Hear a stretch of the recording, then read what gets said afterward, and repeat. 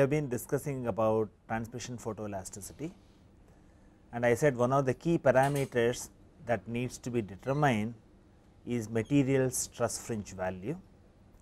And as we use polymers, the material stress fringe value changes from batch to batch, as well as over a period of time there may be small changes. And as material stress fringe value is the only parameter that relates the experimental measurement for comparison with analytical or numerical methods, you must take sufficient care to determine it with as much accuracy as possible. And I said one of the common models that is widely used is disk under diametral compression. And we have also seen why we choose a disk under diametral compression. The first aspect is it is simple to machine and easy to load, and since we have the stress field from theory of elasticity, it is also possible to compare the experimental result with analytical solution. So, in the process we use this analytical solution to find out the material stress fringe value, because we need a model for which analytical solution is available, so that you perform an experiment, find out the fringe order, use the stress optic law, instead of finding out the stresses from the analytical computation, plug in the value of the stresses, from that you find out the material stress fringe value. And in the last class we saw the stress field for the disk under diametral compression, and I have sigma x, sigma y and tau xy, and these are the expressions we have also noted down earlier, and we take the center of the disk as the origin and r is the radius. And what I said in the last class was to find out from these expressions the value of sigma 1 minus sigma 2. In fact, what we want is, we want to see principal stress difference, and since I have the expressions for sigma x, sigma y and tau xy, it is simple for me to find out expression for sigma 1 minus sigma 2. And although for conventional method I need only the values at the center of the disk, I give this as a generic expression in x and y with a purpose in mind. The idea is we will do the conventional method for calibration, and later we will also elaborate on a method which will use as many data points as possible from the field. This is particularly useful with developments in image processing techniques, where acquisition of data becomes lot more simpler, and also in 3-dimensional photoelasticity, where they have a stress freezing process. At the end of the process you may get either 1 or 2 disks with stresses locked in. So, instead of just using the center which will give only 2 data points, you would like to augment the data points, and from that point of view also you need to find out a methodology which uses several data points from the field. So, keeping that in mind, I am going to have the expression of sigma 1 minus sigma 2 as a function of x comma y, and that is given as 4 p r divided by pi h into r squared minus x squared plus y squared divided by x squared plus y squared plus r squared whole squared minus 4 y squared r squared. And once you have this expression, it is very simple to find out what is the principal stress difference at the center of the disk. You just put x equal to 0 and y equal to 0, you get an expression, and I want you to simplify, and also the expression is popularly written in terms of diameter of the disk. So, instead of putting the value as r, the radius you express it as d by 2. So, that you have a very popular expression, and that is obtained as sigma 1 minus sigma 2 equal to 8 p by pi d h, as simple as that. Now, what we have done here is popularly the diameter is used in this expression.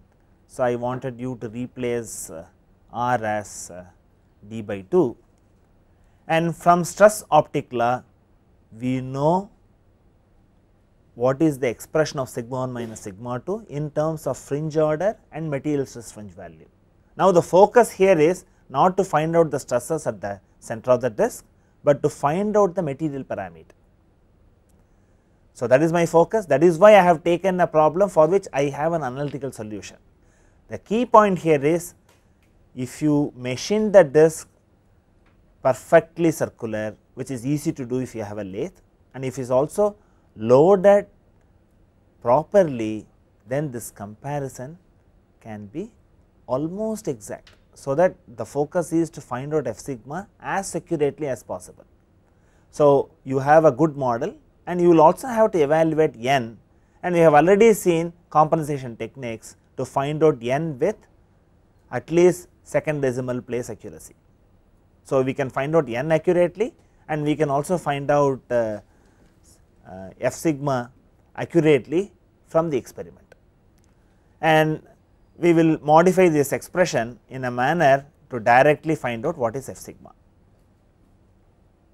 And this is what I said, the stress optic law gives you NF sigma by h, this you have written it earlier. And now, combining these two expressions, I get an expression for f sigma as, what is the famous relationship, what is it that you are getting it? You work it out yourself, it is very simple, and what you get here is 8 p by pi d n. And what I have here is the very famous expression, and the thickness of the model does not come into the final form of the expression. You find out the fringe order n, and you know the load that is applied, you know the geometric parameter of the disk. So, I can find out f sigma. And I have always mentioned that as experimentalist, you should not be satisfied with just one measurement. You must make as many measurements as possible, so that you are able to bring in some kind of a statistical data processing and finally arrive at the value.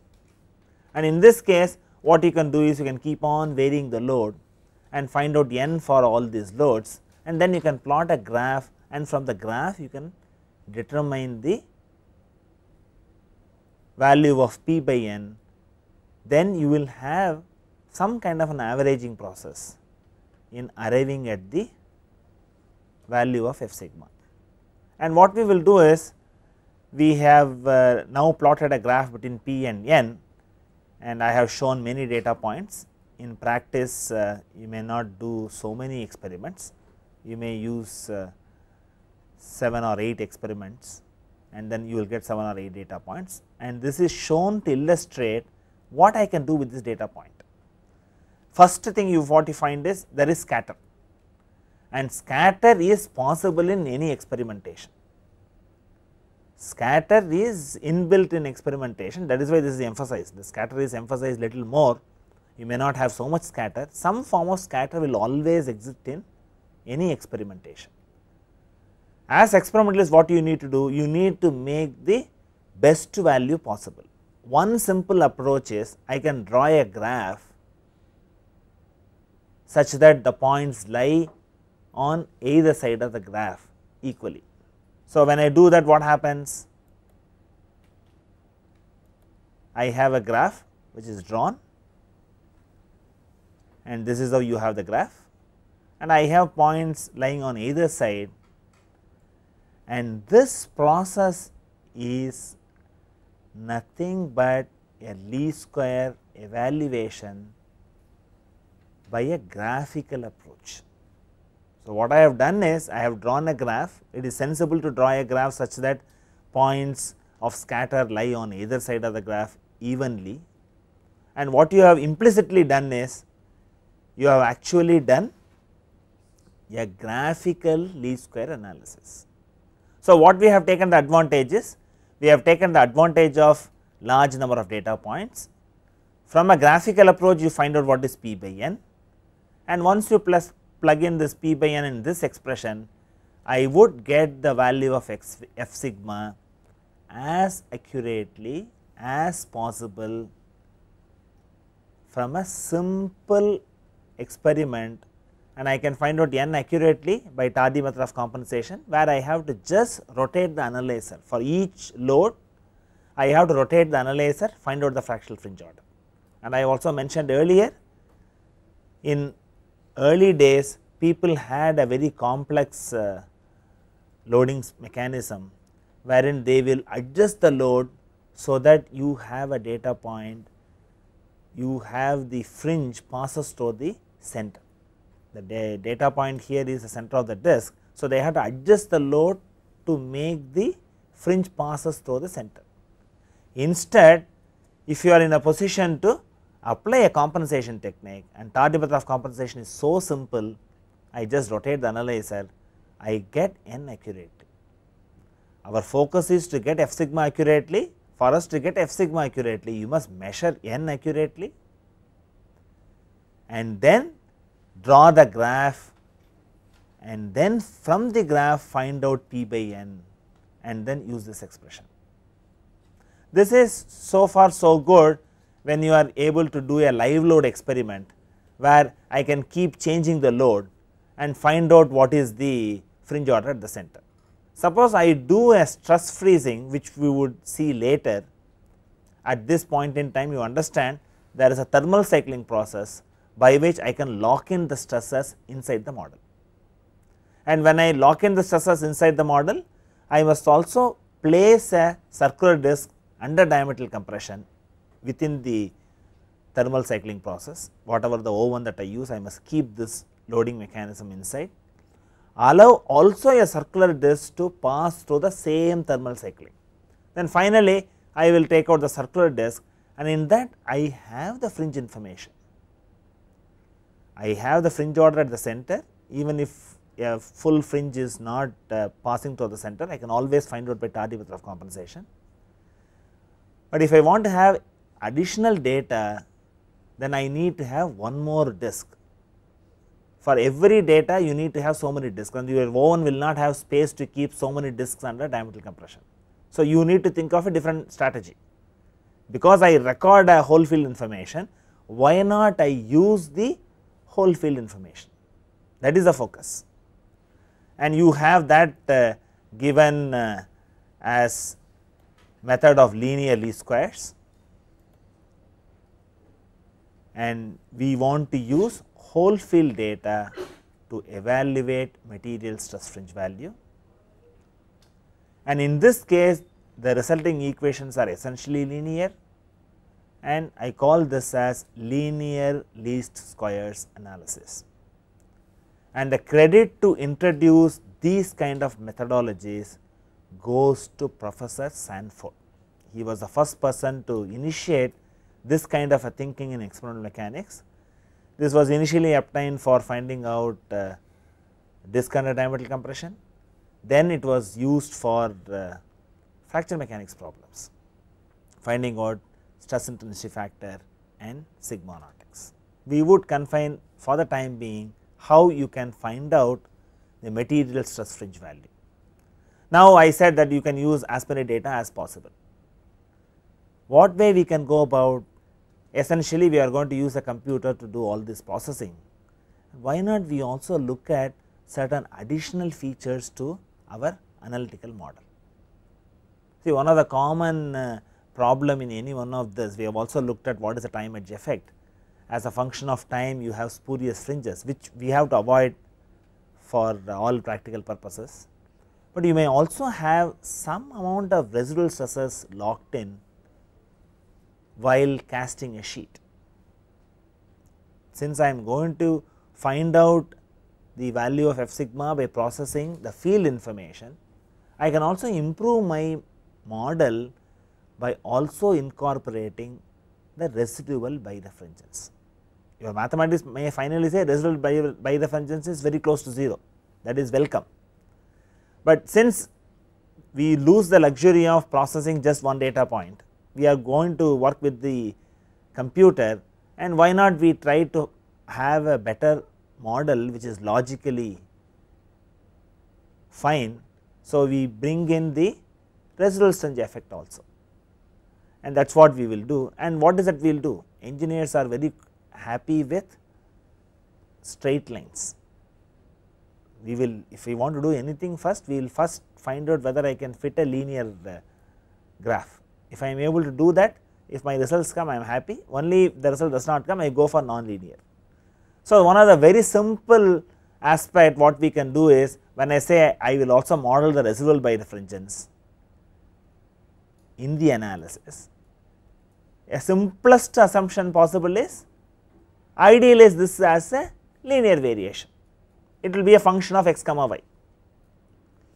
My focus is only to find out f sigma, but I bring in one more aspect which I feel which is logically sound, so that I have a better analytical model to handle even situations where I may have residual birefringence inadvertently introduced. So, what I have is I define NR as a residual birefringence, which is a function of x comma y, varies from point to point.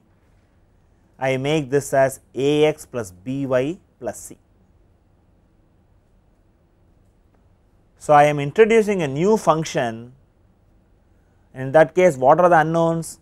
I have f sigma is an unknown, that is the primary unknown that I have to find out, and in the process of refining our methodology, we have also introduced the unknowns A, B and C.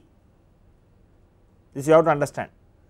So, what I have now done is, instead of evaluating one parameter, we need to find out 4 parameters. And from your understanding of solving simultaneous equation, if I have 4 unknowns, I need how many equations? I need 4. As many number of unknowns, as many number of equations I should have. If I have less number of equations, it is a problem. If I have more number of equations, then also it is a problem. I must have equal number of unknowns and equal number of equations. Suppose I have more number of equations and less number of unknowns, we also have methodologies to identify only the number of equations matching with the number of unknowns, that we do by method of least squares. That is what we will employ it here. See, one way of approach is, from the field you randomly collect lot of data points and simply take a average. The average may not be the right way to do it. That is why I emphasize, when you have done a calibration by simple method, you have drawn a graph, without your knowledge you have done a graphical least square analysis. Or a similar thing we will also do in a situation where I collect large number of data points. That is a way I will develop the methodology and get the equations. So, now what I am going to do, we already have an analytical expression, what is the value of fringe order at a point of interest when x and y is specified. Now, what we say, to that you need to add a residual birefringence NR x comma y. So, that is how we will recast the basic equation. So, if I have fringe order at a position x comma y, it will have 2 terms, one term contributing it from your analytical expression, which is completely known. If I know the material stress fringe value and if I know the H, the value is known. Our focus is to find out f sigma, and you can find out an expression from an analytical method, what is the expression for sigma 1 minus sigma 2. And to this we add at a point of interest a residual birefringence NR x comma y. And what I am going to do is, we already have an expression for this, we will replace this as a function of x comma y from the generic expression of sigma 1 minus sigma 2. That will be the first step. Then we will see how to coin equations, so that we do a least square analysis.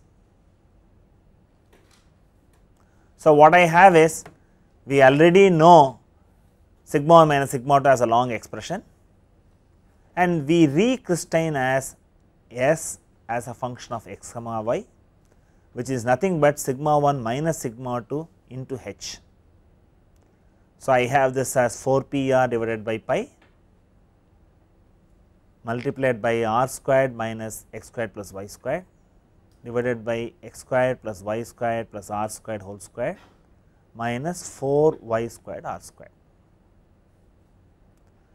Instead of writing this complete expression every time, I will simply label it as S as a function of x comma y. So, for the point M, I will write this as, at the point M, Nm is defined as one contribution from analytical expression, other contribution from assumed residual stress field. It is assumed residual stress field. And from photoelastic data, what you can find out? I can find out at every point of interest the value of fringe order n. That is what is written here. The coordinates x and y and the fringe order at the point M can be determined from the experiments. And if you do a conventional analysis, you have to take a photograph and find out x y accurately and also find out the fringe order. But instead, the method becomes advantageous only when I go for digital photoelastic analysis. So, keeping that in mind, we will also have a brief discussion on how I can go about and extract these data by using digital photoelasticity. We will first develop the mathematical procedure. For the mathematical procedure to take advantage, we need to collect data conveniently, and for collecting data conveniently, digital photoelasticity is a must. Otherwise, the method is not attractive. So, what I have now is, you should recognize the unknowns are 1 by f sigma, coefficients a, b and c. And what I have to do is, I have to write a error function. See, in all our least squares analysis, we need to write an error function and minimize that error function, so that you get the result which is the best fit for the given data points. So, first step is we need to find out the error function. So, we define the error now.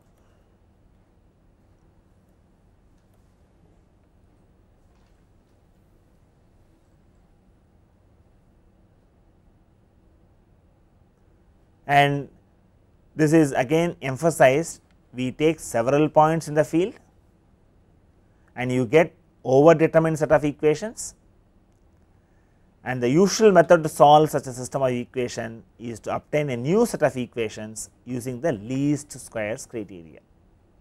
And for me to get a new set of equations, I must first write the error term, because if I have found out all the coefficients correctly and then if I take a data point, the error would be 0, because I have evaluated all the parameters correctly and it matches with the data point. And I said in any experiment there would be some sort of a scatter. So, instead of error being 0, we will only minimize the error. So, the error function is very simple and straightforward. You simply subtract the actual fringe order at the point of interest, which is experimentally determined. So, I define error as, we have given the symbol as E, and to illustrate the method better, we take m data points and we say m is greater than 4, because I said you have 4 unknowns.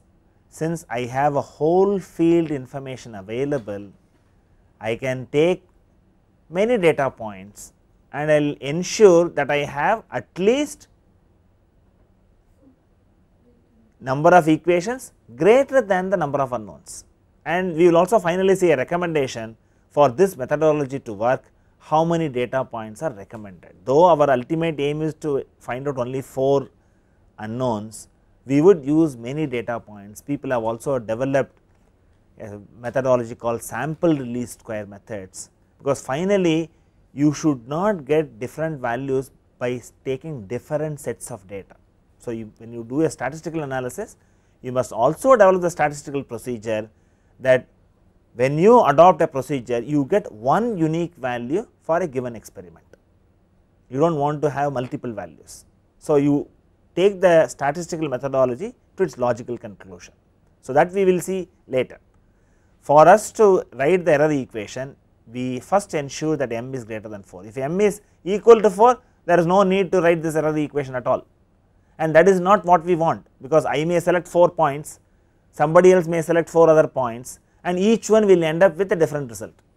Here the question is not to get the result immediately, the question is try to get the result as accurately as possible using the whole field information, that is the focus. So, I write the error equation, and the error equation is nothing but I have this analytical expression. What I have said is this is from your analytical expression, this is the residual birefringence we have assumed, and this is the fringe order experimentally measured at the point of interest. And what I do is I have a difference, that is why I put a minus sign, and I take a square of it. Suppose I have m data points, I sum all these squares, because I am not worried about whether it is a positive error or negative error, I am only interested in the magnitude of the error. So, I have this as sigma m equal to 1 to m 1 by f sigma s m, which is a function of x comma y, then a x m plus b y m plus c minus n m. And suppose I want to construct, see this is only one equation, when I look at the error is only one equation. Suppose I want to employ the least square criteria, what is it that I have to do? The standard procedure is you differentiate this expression with respect to the unknowns and make it equal to 0. So, I have 4 unknowns. So, I differentiate this expression with 4 of these unknowns and make them equal to 0. When you look at mathematically, the process may look complicated, but in reality when you look at the final result, it is very easy to implement. See, the mathematics may appear complex, but if the final procedure is not simple, people will not use this. Because the final procedure is very simple and easy to do, this has become very popular. Nowadays people find out the material stress fringe value only by processing large volume of data. They do not just go by what you find out at the center alone. There are also reasons for it. See, scientists, when they develop a methodology, they also come out and then say in which class of problems this methodology is appropriate, why you should adopt this kind of a methodology. So, what I have here is my focus is to get the value as accurately as possible, and I employ the least squares criteria, and this criteria is nothing but dou E by dou of 1 by f sigma equal to 0. Similarly, dou E by dou A will be equal to 0, and I can write this as an expression like this. So, what I have now obtained is I have taken a large number of data points, I have written the error equation, I reduce this as just 4 equations. I have 4 unknowns, I have 4 equations, and these 4 equations are obtained by employing the least squares criteria. Now, it is very simple. Once you have these 4 equations, you use your simple Gauss elimination process, in one shot you get all these 4 parameters. But how to write the final expression? You have to differentiate. I want you to differentiate. I want you to differentiate, because once you do for one case, you will know how to do this for other cases, how to construct the equation, that you need to know.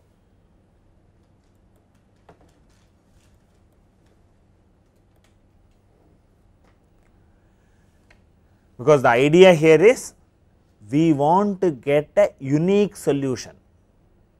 For us to get a unique solution for multiple data points, we construct only the number of equations equal to the number of unknowns. That is what we want to do it. And this differentiation is very simple. See, normally you are differentiating with respect to x and with respect to y. What you have to recognize here is the unknowns are a, b, c and 1 by f sigma. That is what you have to do, otherwise it is a child's play. It is a very simple expression, and I am sure some of you have got it, and this expression reduces to as simple as this. If you have recognized it, for every case I will have this was a square. So, I will have 2 into this complete expression and differentiation of what is there inside, and if I differentiate with respect to 1 by f sigma, this becomes simply Sm x comma y. All the other terms goes to 0, and once you have seen this, writing this for all the other 3 equations is simple and straightforward. And what you will have to do is, if you have done a course on indical notation, by looking at this kind of expressions, you can recast this in a convenient matrix representation. That is what will make the life simple. The equation as such look unwieldy, uncomfortable to handle. The equations are not simple to look at, and the method would not have become popular, but for very simple implementation procedure. And what are the other equations? When I differentiate with respect to a, what I have? I will have essentially this multiplied by xm, as simple as that. I will have this multiplied by xm, and if I do it with the b, it will become ym. But what I want you to think parallelly is, when I have these 4 expressions, how do I represent this as matrix representation? Parallelly think about it, find out whether you are in a position to do it. Even if you are not in a position to do it, when I show you the solution, go back and verify this solution is indeed correct. Do not accept it as it is. So, I have the third equation, that is nothing but I have this as multiplied by ym, and the fourth equation will be just this. I will have only 1 here. So, what I have found now is, from m data points, I have written an error equation, and I have done the least squares criteria by minimizing it to 0, and this results in 4 equations. Right now this looks unwieldy, because I have summation of this, I will have so many terms in the series. But on the other hand, if you look at as matrix representation, the matrix becomes very simple, because you should understand how the matrix are multiplied, and if you have done an indical notation, then you would be able to do it. And I would show you the answer for the benefit of the class, but I want you to verify this solution. I want you to verify this in your rooms, how to get this final expression. The final expression is very simple. I have this as B transpose B into U equal to B transpose N. To recognize the set of 4 equations into a matrix notation like this requires some reflection on your understanding of indical. If you have understand indical notations, you can quickly write it. If you have not done the indical notation, you write several expressions and then see that this can be re-represented in a convenient matrix form. And what is important here is the matrices what you have as B, B transpose, U, N are very simple. They can be directly written down from your experimental measurement. There is no difficulty at all, and you have n number of Gaussian elimination procedures available. So, solving this is also very simple, and computer time is hardly anything, and because there is a linear equation you have, you do not need any iteration, just one solution gives you the final answer. But recognizing the 4 equations into this matrix form is a bit involved, not difficult, but I want you to verify this. And what these matrices B, N, etc. are very simple like this. Please take down this. B is nothing but S1, X1, Y1 and 1. So, what I am going to do is I will find out experimentally for the data point X1 comma Y1, I will find out N1. Similarly, for X2, Y2 I will find out N2, and we already have an expression for S. So, for each of these data points I need to plug in what is S1, S2, S3, S4 and Sn. So, I can find out the matrix B comfortably, very simple. And if you look at the vector u, I have 1 by f sigma, I have A, B, C, these are all the 4 unknowns, and the vector n is nothing but fringe order at several points. So, experimentally I need to find out the fringe order at several points and its associated coordinates, that is all I have to find out experimentally.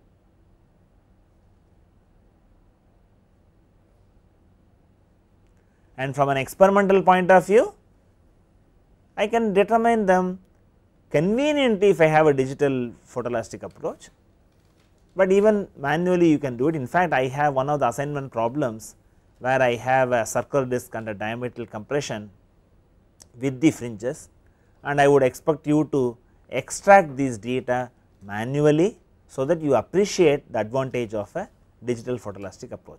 You can also do it manually, you can also do it by digital photoelastic approach. Manual procedure will take time and also can introduce human errors. So, the idea here is you do not focus on only one data point and you take data points from the field. And if you look at the literature, you see a contradiction. In the conventional method, you want to find out the fringe order at the center.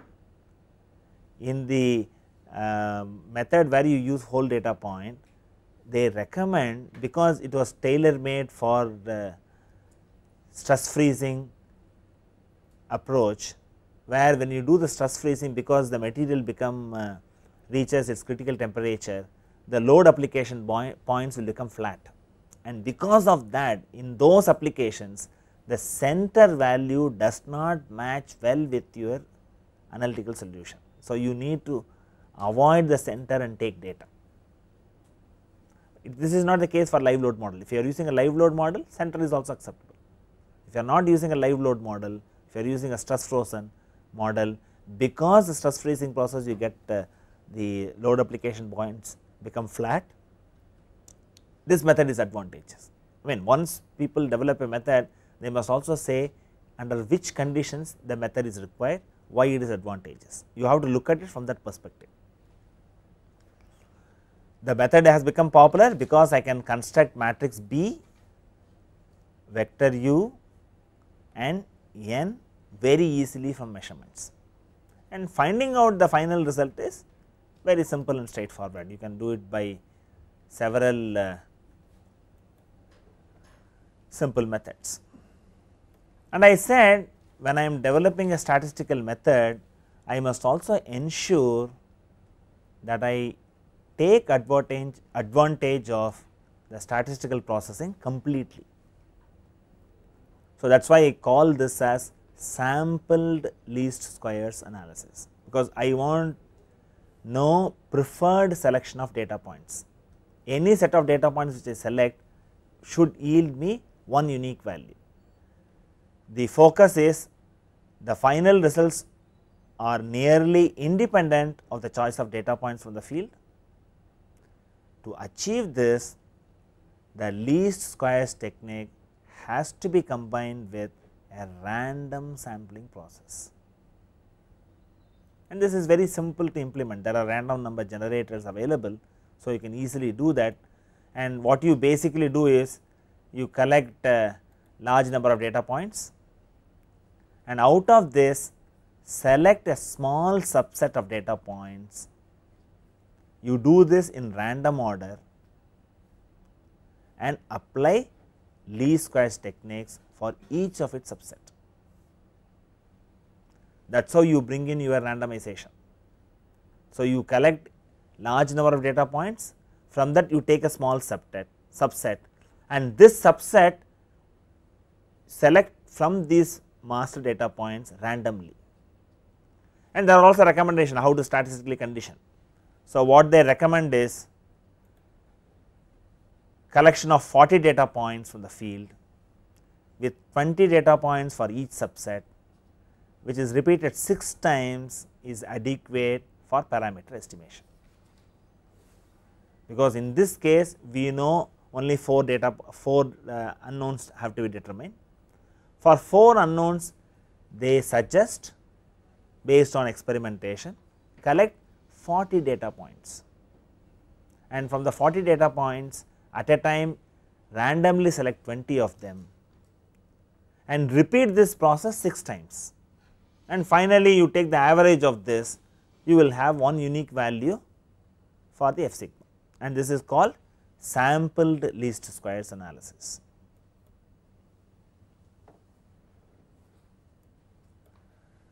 And this I have said earlier, I have also emphasized many times, F sigma has to be evaluated with desirable accuracy, and I want to have 2 to 3 decimal places accuracy.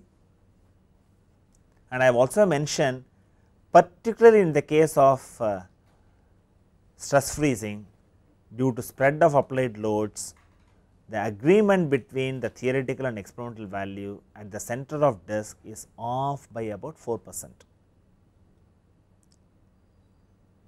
So, in order to improve your agreement, you exclude the data from the center of the disk.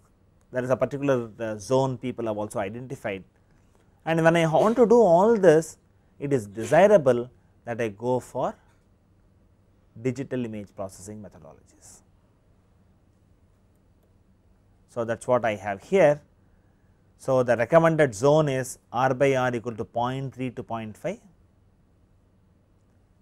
The reason why I do this is, particularly in stress freezing experiments, there is lack of agreement between theory and experiment at the center. So, I avoid the center of the disk and I take data in a region R by R equal to 0.3 to 0.5, it is an annular region in the circular disk.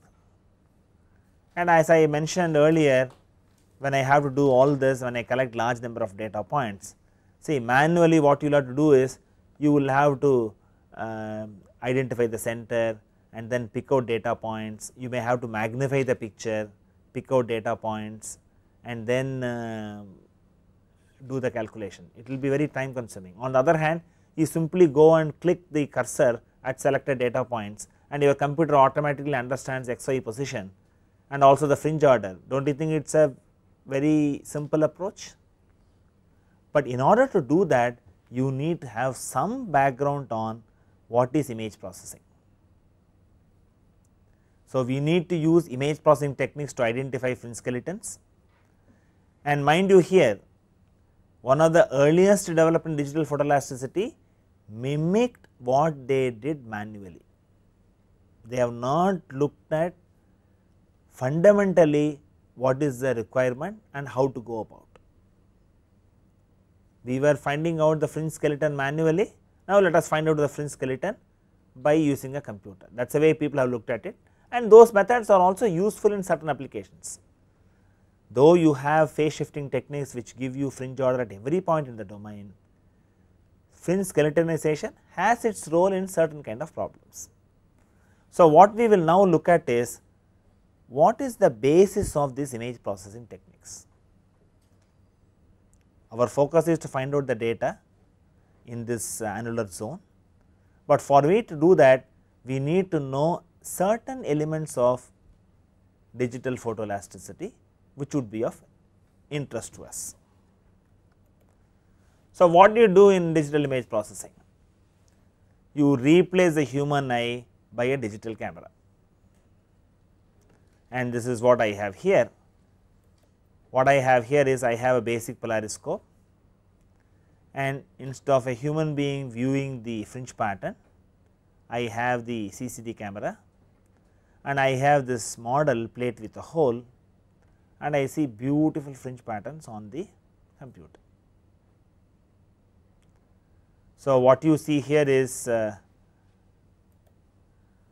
human eye is replaced by digital camera, and you do a digital recording, and data acquisition and processing could be easily done by digital computers, and you call this whole branch of photoelasticity as digital photoelasticity. But now we have to understand how an image is represented as array of numbers. I have a beautiful animation. That animation itself tells you what is the sequence in digitizing the image. And the greatest advantage is the hardware is so developed, you can take these digitization in real time. You have about even a normal camera can give you 30 frames per second, and that is what you have here at video rates it is called. So, what I see here is this is called uniform sampling and quantization. So, we do a digitization of the spatial coordinate. When I do the digitization, I call that as image sampling. After image sampling, I do a quantization.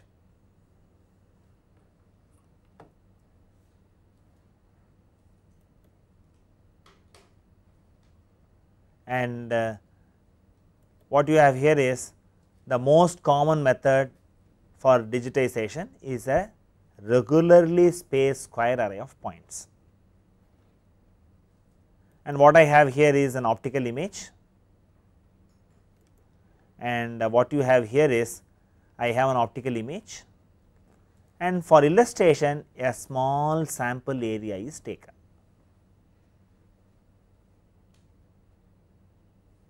And what do you do for this small sample area?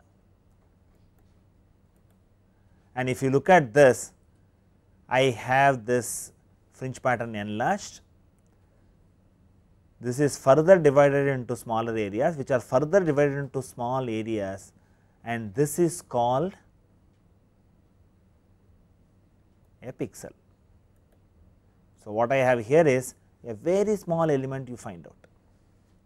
So, I have a spatial discretization of the domain as assembly of pixels, and this pixel is very, very small. It is very small, and what you also see here a bar which goes from pitch black to pure white, and you label this as 0 for pitch black, and for white you label it as 255.